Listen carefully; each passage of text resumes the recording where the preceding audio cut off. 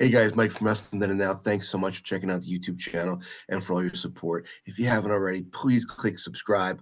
I have so much content coming up. You don't want to miss anything. If you enjoy this video, please give it a like. It really does help my channel grow. Thanks again. My real initial training, and mind you, I had tried starting when I was 16. I went to Skull Crushers in Florida, exotic Adrian Street. And, you know, when you're looking to train with somebody who's been there, like try to find a name or somebody who's been where you want to be, because the idea was, how do you, and they had this quote in the book, and it was so profound. It said, how if they couldn't make a star out of themselves, what do you expect them to do with you? And that was so profound, and I thought, that makes all the sense in the world.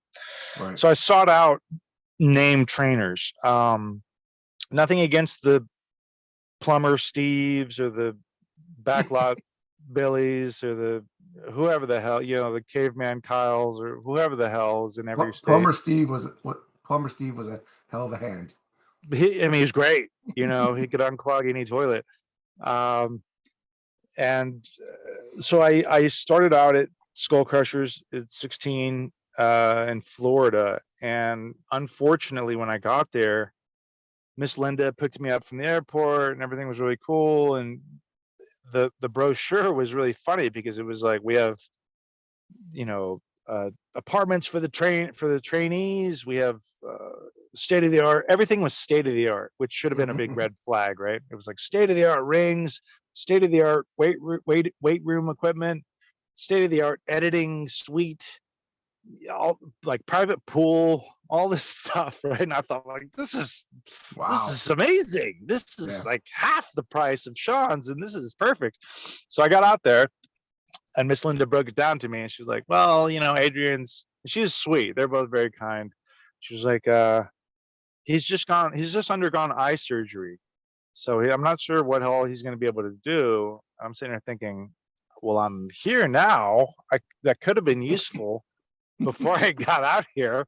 Needless to say, he didn't really show up at all, and maybe one or two times, and that was just to try and sell us these paintings that he had painted of like naked Native Americans with wolves and stuff, like covering their dicks. Yeah, it was weird, man. I was like, what the hell is this? But the apartments were like this roachy infested duplex. The state-of-the-art editing suite was like an old like camcorder plugged into the TV with like tinfoil on the bunny ears. The ring, the state-of-the-art ring, was a rusted ring frame in the back with like weeds growing through it. There was not even the boards or anything across it. It was just the frame.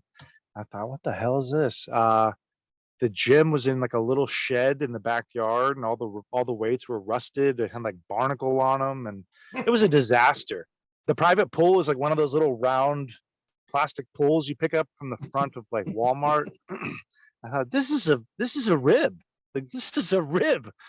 And so we ended up just traveling to other shows in the area. I think we went as far as Mobile, and just tried to attend whatever independent shows we could, and hope that somebody there would run us through some paces before the show. And they did, and I met Stevie Richards when I was 16. I met Sensational Sherry. I met Marcel Pringle, who was apparently the brother of Percy Pringle.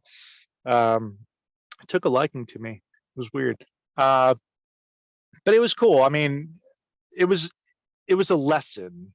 I didn't understand it fully at the time. I was very upset and frustrated. I felt like this was a big waste. Fast forward years, after a few kind of dead ends, I had picked, when I didn't really want to go to college after high school. I wanted to just jump right in.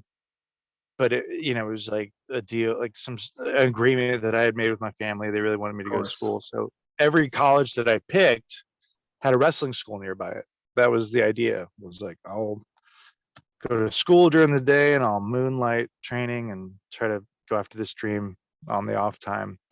And so I ended up in Pittsburgh, and I was going to train with Dominic DeNucci and Shane Douglas. They had just opened up the House of Hardcore 2. They had the first one in New York, and it was successful, and they had attempted to open a second one in New Brighton, Pennsylvania, which is where Dominic DiNucci lived, or still, I'm not exactly sure, but that's where their school was. It was just a suburb of Pittsburgh. So I got up there. I went to school at Duquesne University, and didn't stay there forever. But when I got up there, Shane had just tore his bicep, so the training was off. So I ended up going up to school to train, and there was no training all of a sudden. And that was the one time I made the dean's list because I had nothing else to do but Guess I gotta open these damn books. honestly, yeah, it was, I guess, what else am I going to do? I guess I'll go to class.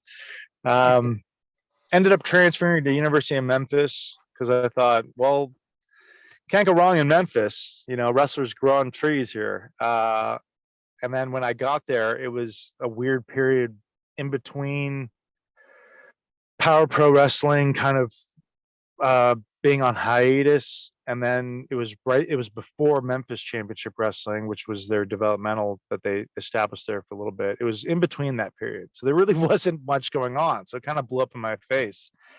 So I just kept running into these walls, and I thought, like, is this just not supposed to happen, and hopped on a Greyhound.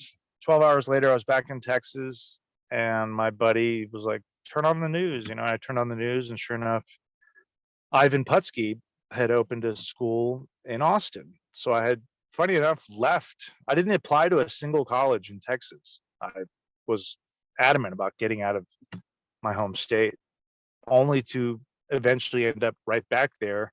And that's where it ended up happening. So, and I mean, I know Ivan Putski. I mean, he's a Hall of Famer, but he was more of a gimmicky strong man. It wasn't like he was gonna show you a bunch of spots and all this kind of stuff. He'd just beat the crap out of us. And funny enough, he was my first manager when I debuted in 2000. And Scott Putski would come down and train with us, and a lot of just very valuable insight, information, technique, stuff that I still learn and use to this day, and I still share with other students when I run seminars. And so that's really kind of how I broke in, was this long kind of wild goose chase, ending up back in Texas, and then getting broken in through Ivan Putski and his training. And he's amazing. I mean, he's just one of the sweetest, nicest guys I'd ever met in the business, still to this day. And I just, I think, as we never learn everything. It's impossible. I mean, there's certainly people who think they know everything, but then you start to see the holes in their work, and, they don't want to hear it because they've been working here and there and doing this for years. So, like, what are you going to tell me that I don't know already? And you just get all sorts of weirdos. But I always had the mindset that there's more to learn. There's more to learn. And you can learn from different people, obviously. So I continued on. I eventually started doing trips to Florida to train with Dory Funk Jr., which was another one of those kind of weird situations, because they ran these kind of fantasy camps in Florida for a while that were like a week long, and there was really no standard of joining this. So, like, you'd be in this class with people who, some of them couldn't even tie their own shoes, and you're sitting there thinking, like, okay, I'm kind of serious about this, but we're spending a lot of time with it. Was, but they saw that, and then they started inviting me privately to come train and stay with them. And so that was a friendship and a relationship that established, that I was very grateful for with Dory, because Dory really helped me tremendously. And through Dory, I met Terry, and Terry was the one that vouched for me to Ring of Honor. And that's how I got started at Ring of Honor, was through Terry Funk. And yeah, I'm just extremely grateful and privileged to have had the trainers that I did.